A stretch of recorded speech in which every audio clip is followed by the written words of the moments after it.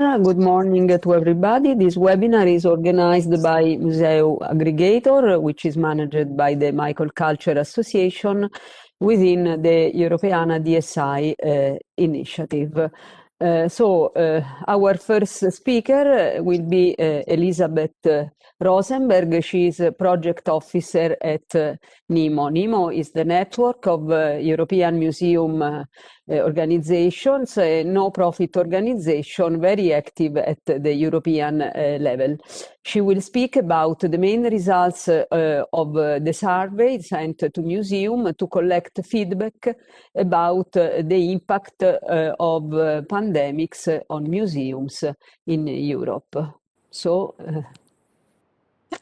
Thank you so much. Hi, everyone. My name is Elizabeth, and as was just stated, I am here representing the Network of European Museum Organizations.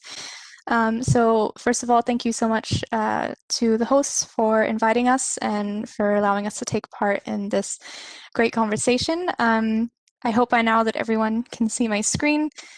Please let me know if anything weird happens, and we'll stop and fix it. All right, so in order to clarify just a little bit about why I'm here, I'd like to share just a little bit about us. NEMO was founded in the 90s as an independent network of national museum organizations within the Council of Europe. And we represent many museums across Europe. We advocate for the instrumental role of museums contributing to poverty reduction, to social resilience, gender equality, and sustainability. And we do this by focusing on the educational, economic, social, and collections-based values of museums, as well as digitalization and professional development. So again, I'd like to thank MCA for involving us in this conversation, as digitalization has been a strategic focus of NEMO for some time now, and has certainly taken a more central role over the past year. So today I will be briefly introducing some of the findings of our more recent survey and report on the COVID-19 situation for museums in Europe. This more recent report followed one that we compiled shortly after the onset of the pandemic in Europe. Our first survey early on received about 1,000 responses from 48 different countries, and our more recent one received about 600 responses. This secondary report sought to inform the community and stakeholders where the sector stands in order to develop arguments to keep museums open and keep them financially supported so that they can continue their operations, and allow some pace to make adjustments and invest in their digital offers. It was, when we did our second one, it was kind of an interesting time to put out a survey, as it was this moment where many museums were reclosing or saw reclosure, close approaching on the horizon. The findings of our survey were both surveys were translated into recommendations that NEMO has addressed to stakeholders at all levels. So our initial report led to many recommendations for museums and policymakers. And I am pleased to say that we have seen some results along with those recommendations, including some museum organizations which have successfully lobbied to adjust when and how they can operate under the current situation. The three categories of recommendations developed by our reading of the first survey, which also formed the questions of our second survey, was financial support, digital infrastructure, and making museums fit for crisis. And furthermore, in our latest survey, we have put more emphasis on the need to keep museums open when and where possible, illuminating the safe spaces that they can provide and the benefits that they offer their communities in times of crisis. So to that point, one of the best results of our second survey, in my opinion, was two questions that were about safety, both for the public and for museum staff. These questions received, over 90% positive responses, And other questions aligned with this topic also saw similar responses. So, I mean, I know that today the conversation, especially around COVID and museums, is more focused on digitalization, but I want to start with this because I think at the end of the day, it is one of the most important things that we all feel safe in our museums when we can be there. So we asked about how museums have changed their operations in response to the crisis. And now, as I said earlier, bear in mind that this was a time when museums were reclosing or, considering reclosing or having to reclose. And so kind of an odd moment. But, we did see, for example, that regardless of what phase museums were in, that the priority of community involvement has remained constant. And I think we all know this to be true, especially after the many creative ways we've seen museums step up to support their communities in this time. So, I mean, from here, we saw too that the museums that were closed, those that could, focused on addressing physical infrastructure needs, and those that could continue operating chose to do so creatively by using open air spaces. And of course, with many professionals working from home, we saw that reorganizing internal communications was a big priority as well. And I think that's also an important note when we seek out to have a real discussion about digitalization needs, because it's not all the big flashy fun things like VR and whatnot. It's also these small gradual steps of making the workplace more efficient and making use of these important tools. So we noticed in our first survey that there was a lack of clear reporting on the impact of digital activities and offers by museums. And this really stuck with us because you can put out, all of the great content in the world, but if you're not evaluating the responses to that or, taking into consideration what your audience wants, then you're not going to get very far in terms of improvement. And again, we found in our second survey that unfortunately there continues this lack of evaluation of digital offers. But on the bright side of the museums, of the responding museums, over 90% have increased or started online services during the course of the pandemic. And more than 75% of museums said that they had either increased their existing social media activities or started new ones. Excuse me. And furthermore, museums are fortunately aware that they need help with this transition. And 40% of those that had said that they do need help with their digital transition pointed specifically just to the starting point of forming a digital strategy. So again, that ground level step is always something we need to take into consideration. So the financial toll of COVID-19 on the sector, I'm sure is no surprise to anyone here. As shown, even those museums that were able to reopen have seen dramatic losses. And the most common cause pointed to was a lack of tourism, followed by canceled school programs and projects. And over 60% of responding museums reported that they had received emergency government support at a national, regional, or local level during the pandemic, though 45% claimed that they did not receive any support. And unfortunately, of course, budget cuts are foreseen.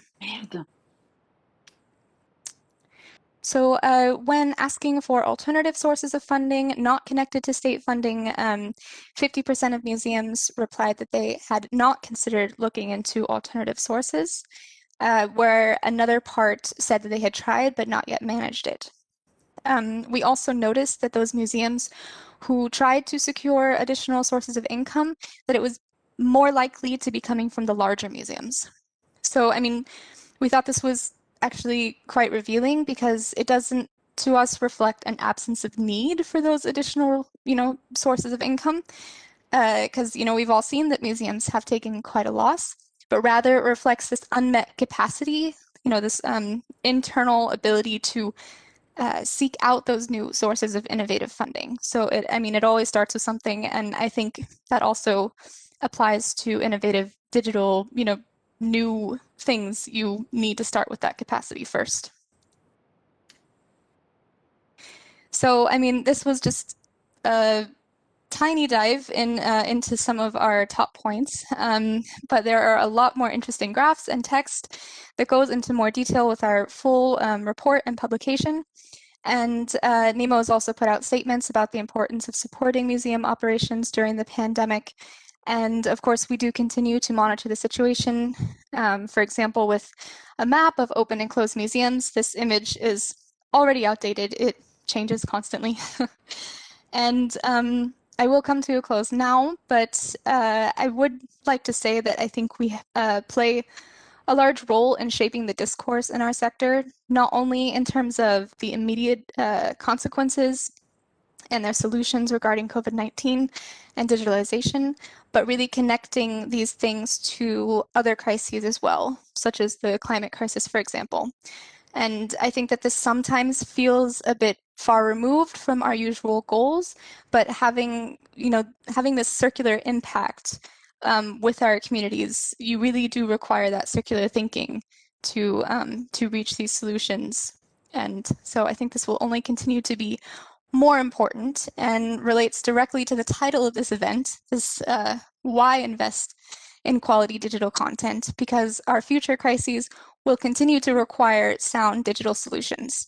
And investing our energies in the direction of responsible digitalization, I think we need to continue doing that until we can say that sustainability and crisis preparedness is a strength within our sector.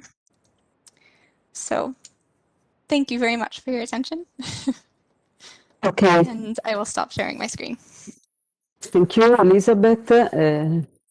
Your presentation was really interesting. We will look in depth at the results of the survey, but then we will wait for some questions if there are. And now I give the floor to Marzia Piccininno, which is the project manager at the Michael Culture Association, and she will speak about benefits and challenges of sharing content in Europeana. Okay, fine.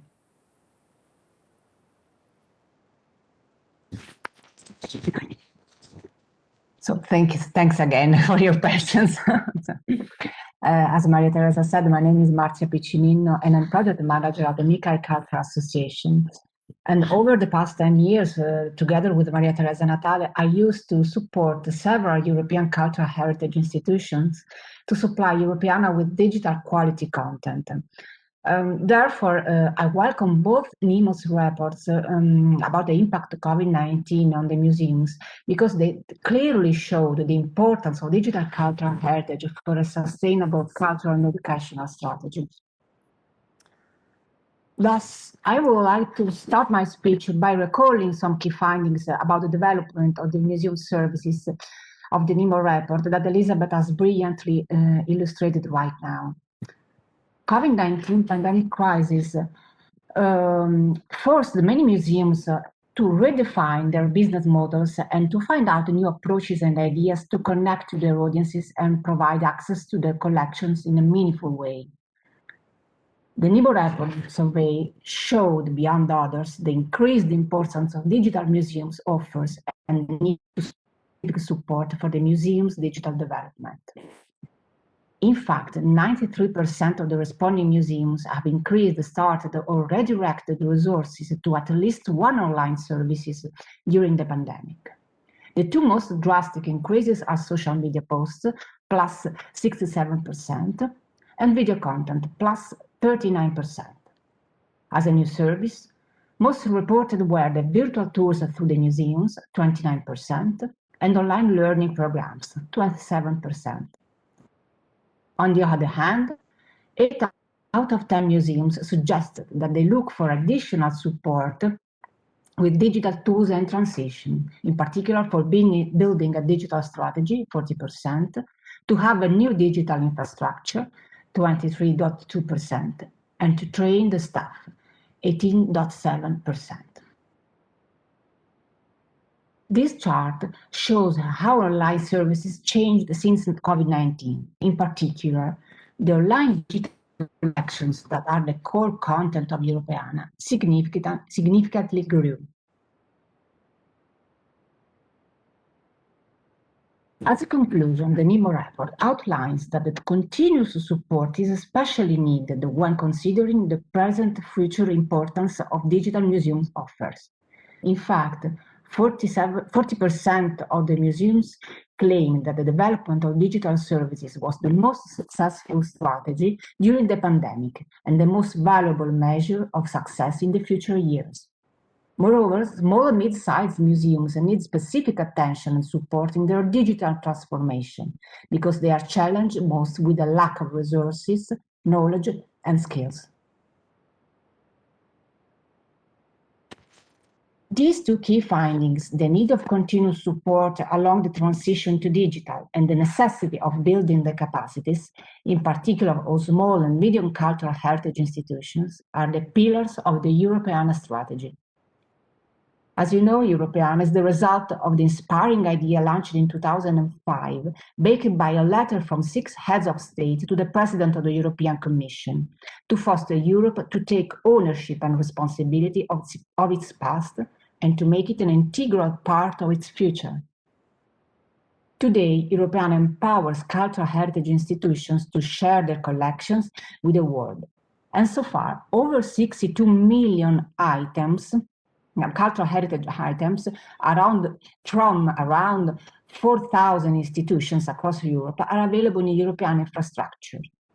But these numbers alone do not tell the whole story. Europeana's most important outcome is the introduction of policies and standards that evolve in line with the European Union directives and that allow the alignment of cultural heritage digitization throughout Europe. From 2020 onwards, Europeana will focus on a single task, supporting the digital transformation of Europe's cultural heritage sector. Europeana develops expertise, tools and policies to embrace digital change and encourage partnerships that foster innovation. Europeana makes it easier for people to use cultural heritage for education, research, creation, and pure enjoyment. Its work contributes to an open, knowledgeable, and creative society. Thus, how actually does Europeana support the capacity building of the cultural institutions?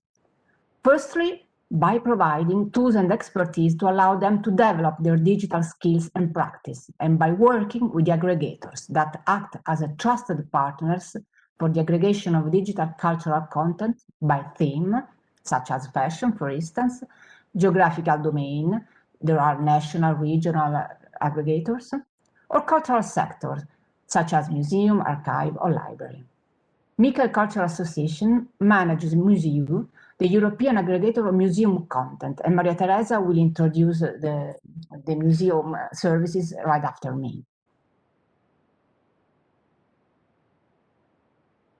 Therefore, it's not by chance that Europeana's strategy for the years 2020-2025 is subheaded Empowering Digital Change. This strategy has been developed following the report from the European Commission to the Parliament and the Council on the evaluation of Europeana itself, published in 2018.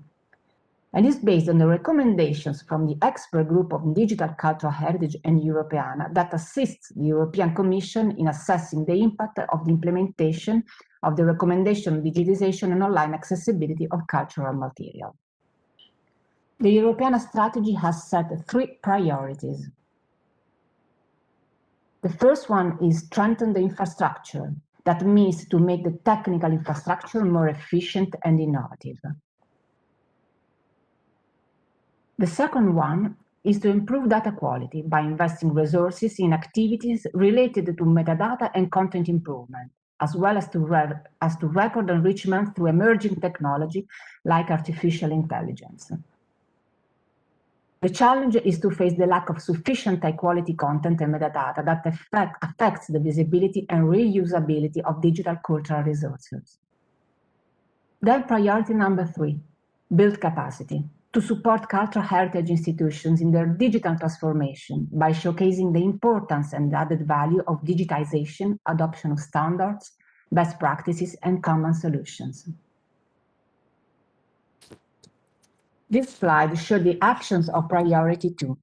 As you can see, they are mainly technical, but through their implementation, a museum, a library, or any cultural institution will be able to offer the public high-quality images, provide lively storytelling, share recent research, and therefore make the collections even more relevant in the digital world.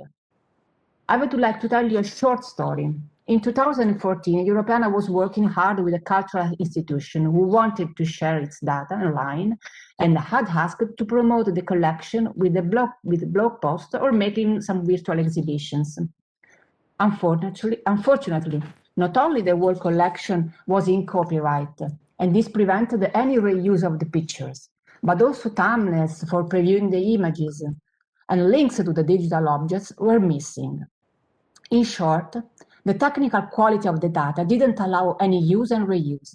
This situation frequently happened at that time, until some years ago, but it went far better thanks to the hard work of capacity building that Europeana did directly with the cultural institutions and aggregators of content.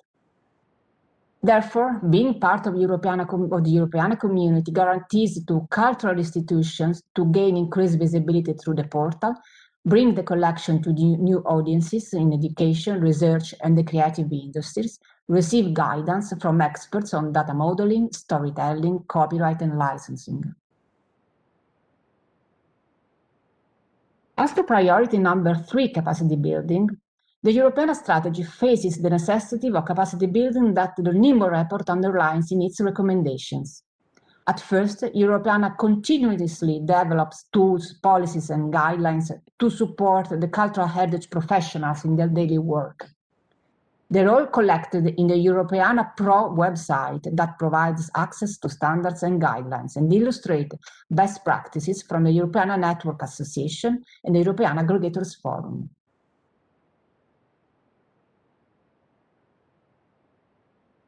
Moreover, many regular workshops like this one where we are now are offered to the public to introduce both the Europeana tools and the most advanced technologies developed with national and international partners.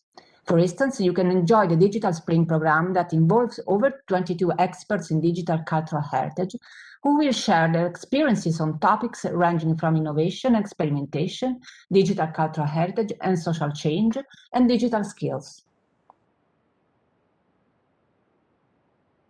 Going back to priority number 3, we can see that it encompasses also a variety of stakeholders that are the European ecosystem, the European Network Association for Professionals, and the Aggregators Forum, that is the community of local, national, and international thematic and domain aggregators of digital content that are the backbone of the European portal and play an active role in raising awareness about the importance of digital cultural heritage, building partnerships, and training and supporting big and small cultural institutions. Moreover, Europeana carries out all these activities in cooperation with member states in order to achieve greater harmony with the national policy on digital cultural heritage and to use strong national infrastructure to reach cultural heritage institutions.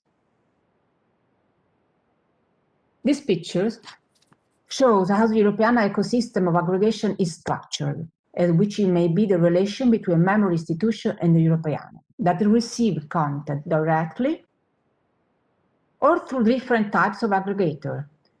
National, the green ones on the left, domain aggregator, the yellow one in the center, and thematic, the blue ones on the right. MUSEU, powered by the Michael Culture Association, is the museum aggregator.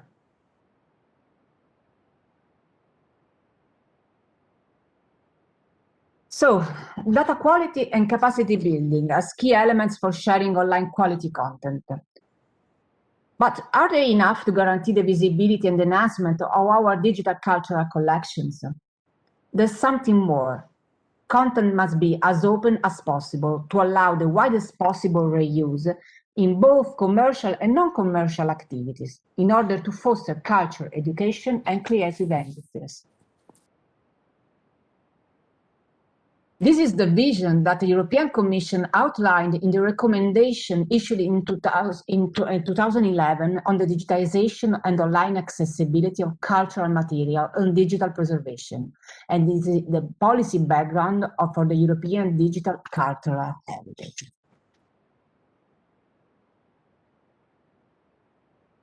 Europeana embraced this philosophy and started up an intense activity of promotion of open access to the information that is possible only if the digital content is in the public domain or carries open licenses. The policy document that is the background of this vision is the Europeana Public Domain Charter that extends to cultural heritage the principles of the Public Domain Manifesto of 2010. The principle is that the works of art that are in the public domain in the analog form should remain in the public domain in the digital form too. In fact, digitization should not create any new barriers to enjoying cultural works where the copyright has expired or where it did not exist at the first place. As a result, over 25 million records are now available on Europeana and are freely reusable in other portals, educational resources, other projects, apps, and so on. And if you are still wondering which are the benefits of releasing your collection online with open licenses, or even in public domain, you should talk to the several museums that already did it, from the Rijksmuseum to the Museum of Arts and Crafts in Hamburg, from the Metropolitan in New York to the Egyptian Museum in Turin. At first, the perception of your role as cultural institution will evolve because you are not the owner of the collection, but someone who has to preserve them for the future generations. You are facilitators, not gatekeepers. Then you will be surprised of the gratitude of your audience, and then that they will work with you as co-creator and co-editor of your content. Thank you for your attention.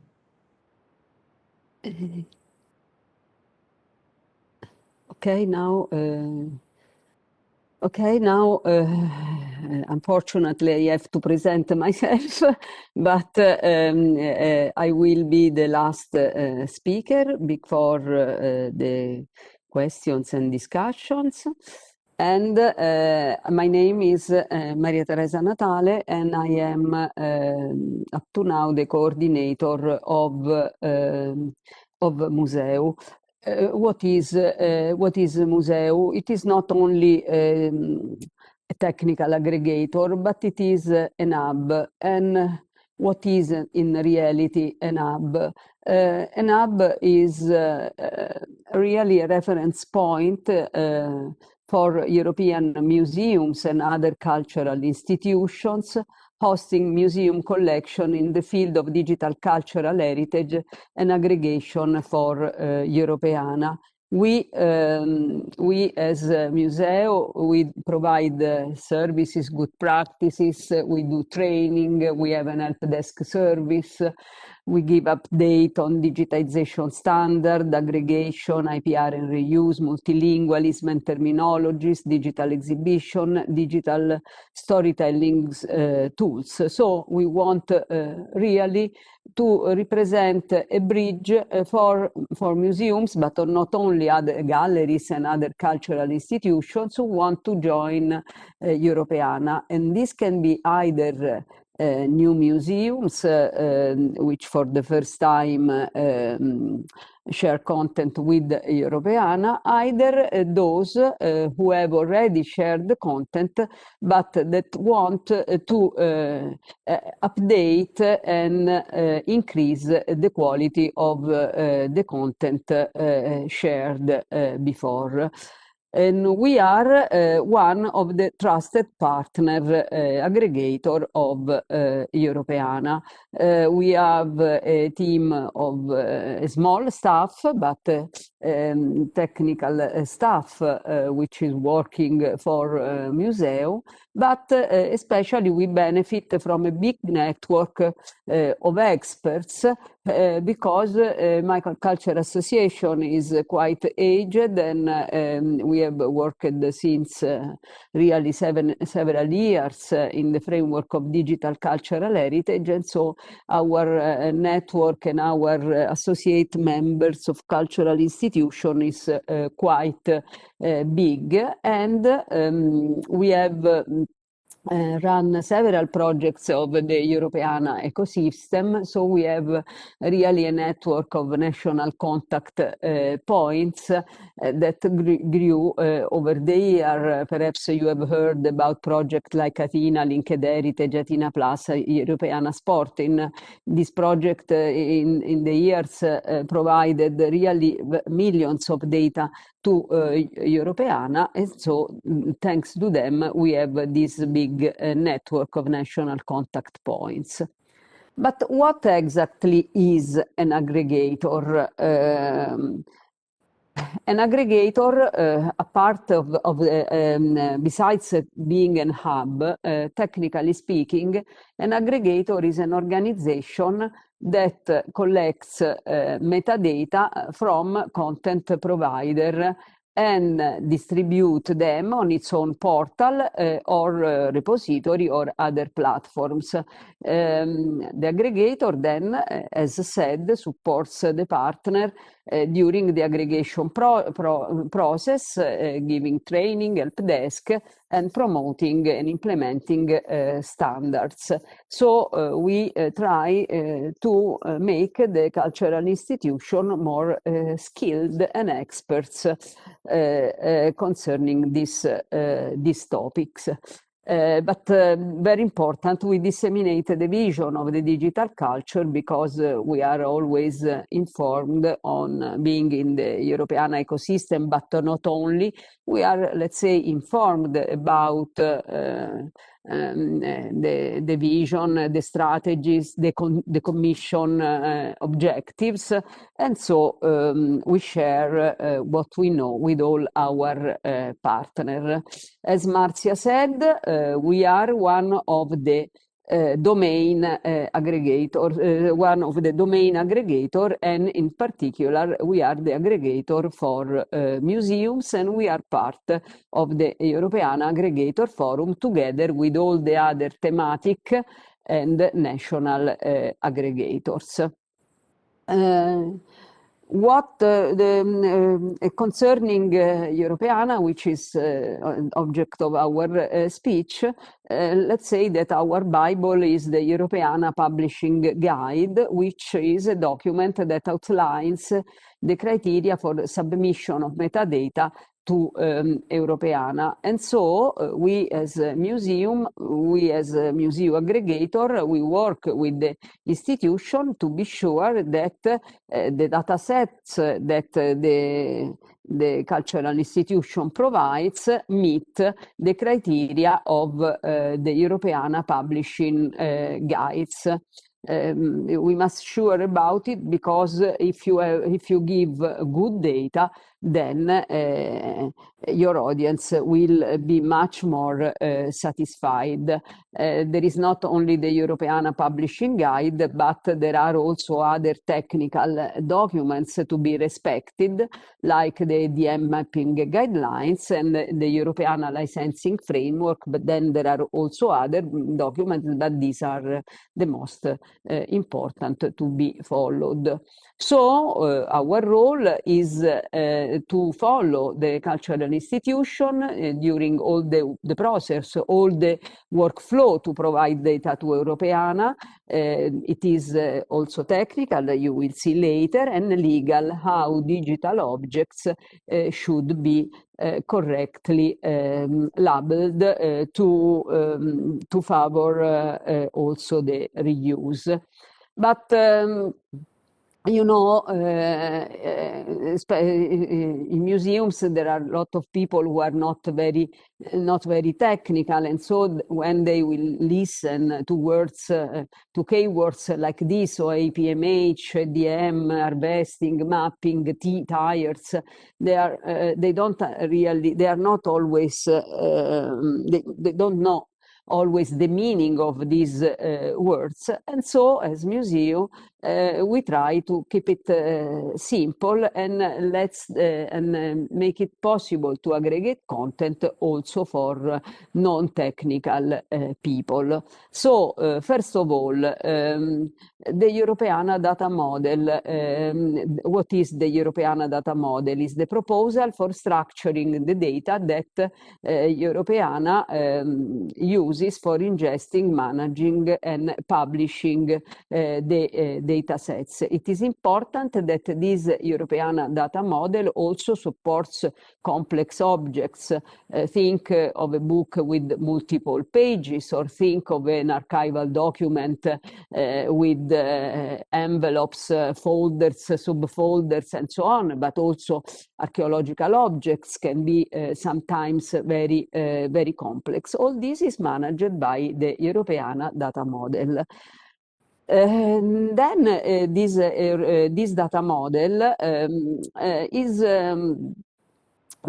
has three core classes of resources. What does it mean? The first class is the object itself, the physical object, a painting, a movie, a music score, a book, and it is called the provided CHO. Then you have a digital representation of this object. It means the digital surrogate, and then you have the information about the aggregation process. So these are the three main parts who form, the three main classes who form the ADM. For each class, you have some mandatory properties where you must give information. Some are mandatory and some are recommended. You see, for the provided CHO, for the web resource, and for the aggregation class.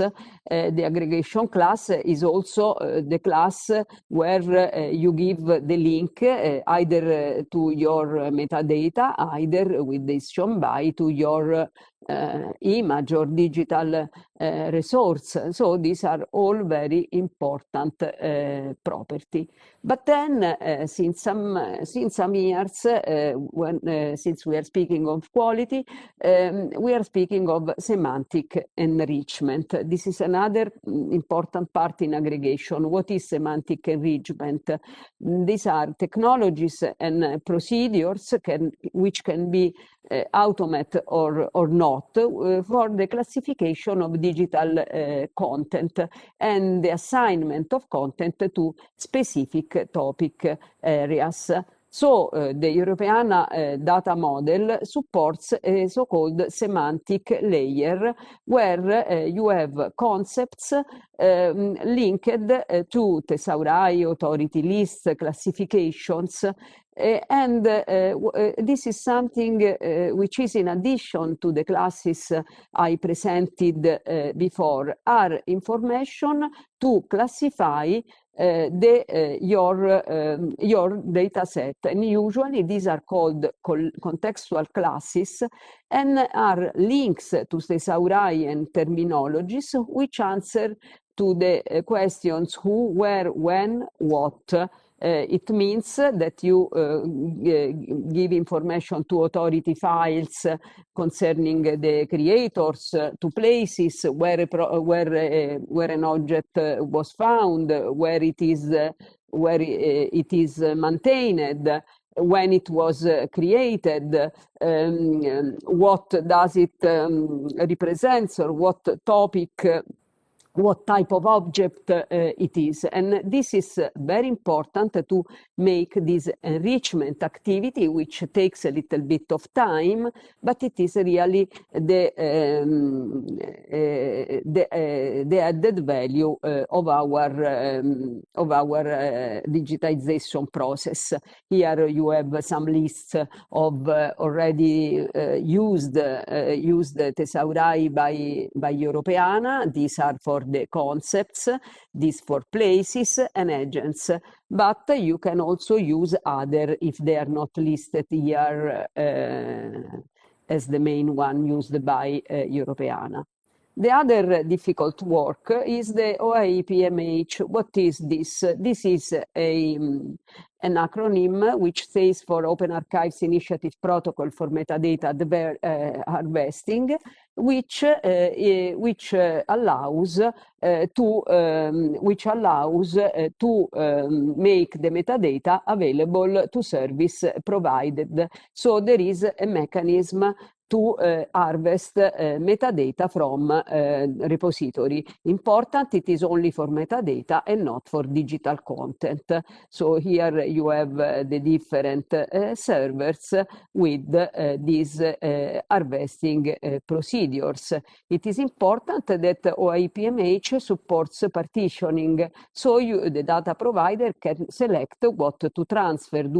I have a collection to share with the Europeana of 1,000 resources, but I want to divide them into data sets. I want to give only one part of the data sets. This is possible with OAI-PMH.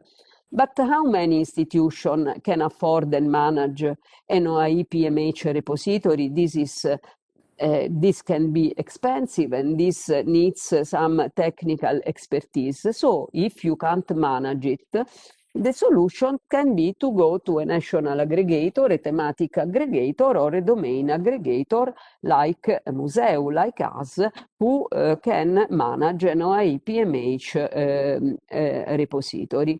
We do it thanks to another tool that we manage. It is called Mint. And this is a tool where we give tutorials to partners that can register in this tool managed by us. Then they can, this tool was developed by the National Technical University of Athens in an old project which was called Athena, and since then it is used by many European Union aggregators and Europeana with a cross-domain approach. So not only museums, but all kinds of institutions can use it. You have a workspace, you can import your data, you can have from your side, you can use different data models and schema, and then thanks to this mapping tool, you can map your schema to the ADM, which is the schema of Europeana. It seems difficult, but in reality it's quite user-friendly and easy to use after a very small, very short tutorial. You can also have a preview of what you are publishing before the final publication. Still a couple of slides. Europeana is more and more working on quality, and now the strategy is that the more you give, the more you get. It means that you have either a classification in tier A, B, C, for metadata. More information you give on metadata, it does not mean a long description. That's not, but you enrich the metadata, you give some qualifications to your metadata. The more you go, then the more you are found by the user. And also regarding digital resources, we have from 1 to 4 tiers, and this means that for example, for images, larger the images are, and a better quality and a better tier you get, and also from the point of view of the right statements. what are the right statements are either the Creative Commons licenses and other public domain tools and the right statements of the Digital Library of USA. Here you see the licenses which are used by Europeana, and some of them are more restricted, some are more open. The more open they are, the higher tier you get, and the more you will be reused by a larger audience. So, do you want to try sharing some contents with Europeana? You can even try with just 10 digital objects. It is sufficient that your digital resources are available online via a digital library or even a dark repository. You can contact us. We send you a small survey. You answer the survey and send us one data set for analyze, and then we give you advice how to reach high tiers and publish high quality metadata. And this is a free service provided by MUSEU within the Europeana DSI Initiative. This is my contact and the contact of my colleague Marco, and we are happy to help you if you want to try, or even if you want to improve something that you have already aggregated with us or present in Europeana. Okay, thank you so much. Is there any question? Otherwise, I have a question for Elizabeth. She said that NEMO has already given the recommendation to some stakeholders. Who are these stakeholders? Can you tell us a little bit more? Yeah, absolutely. I mean, we really put this information out at all levels. Of course, we do focus at the European level, and in contact with the Commission.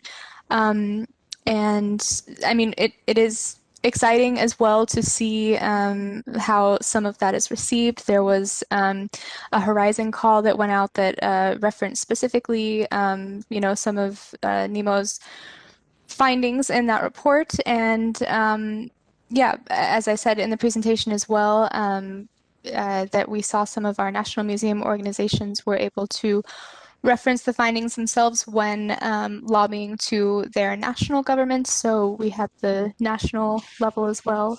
And yeah, so it's definitely across the board, but I would say it's not only advocating to, policymakers, it's also, something internal for the sector for us to all rally and make ourselves, more aware, more energized, more focused on next steps and supporting each other in this. Okay, thank you, Elizabeth. Yeah. Is there any other question?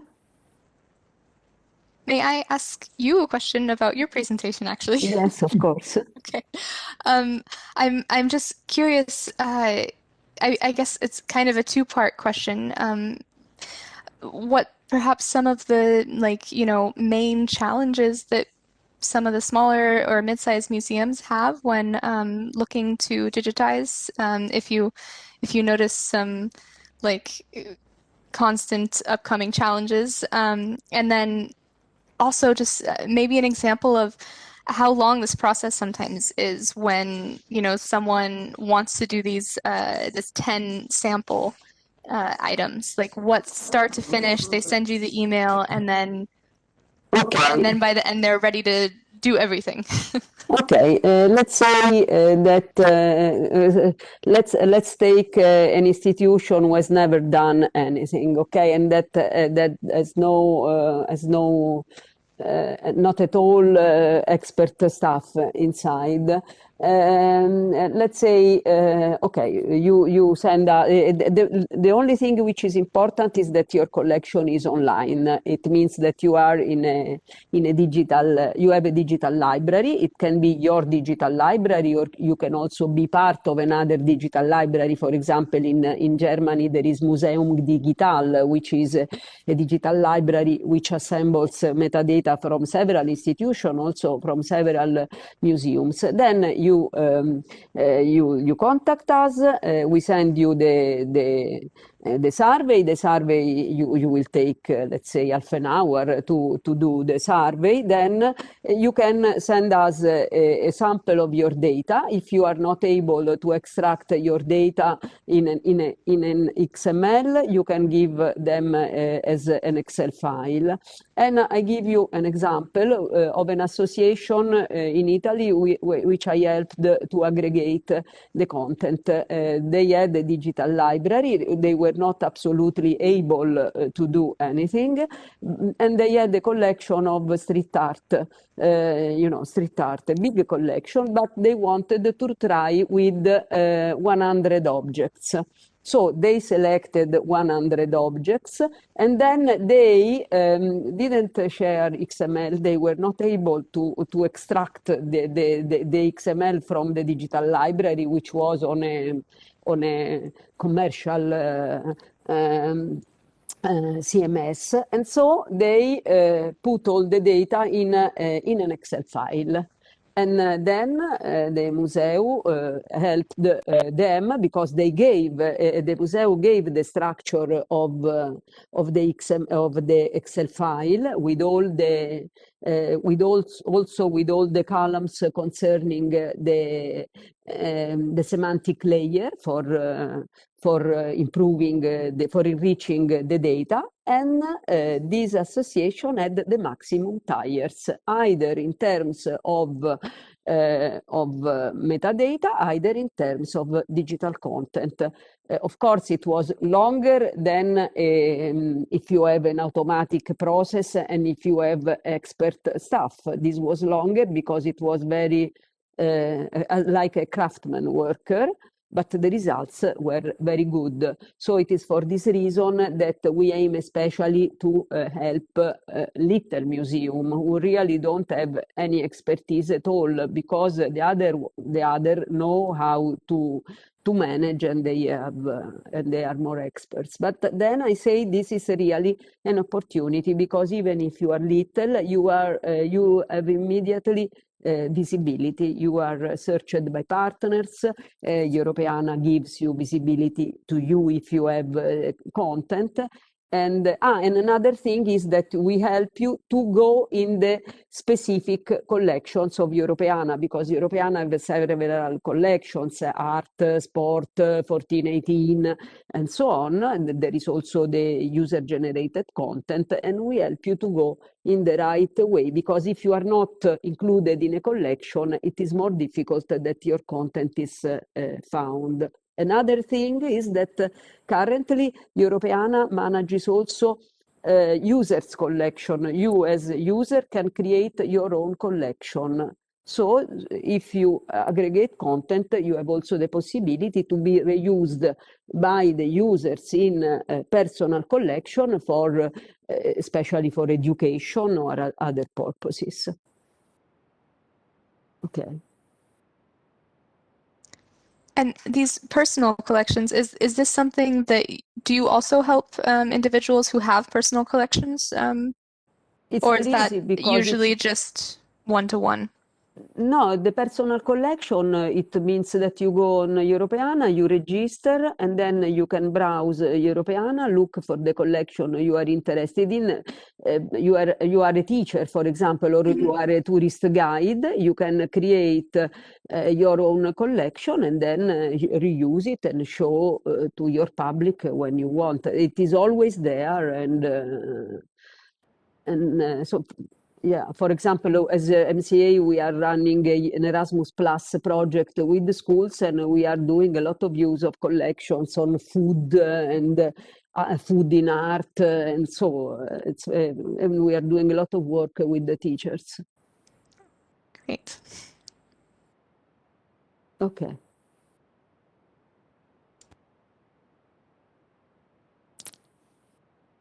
Any other question?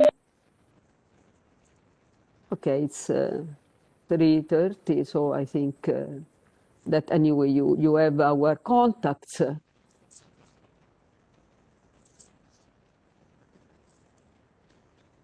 I think also that we will there is a question. How many?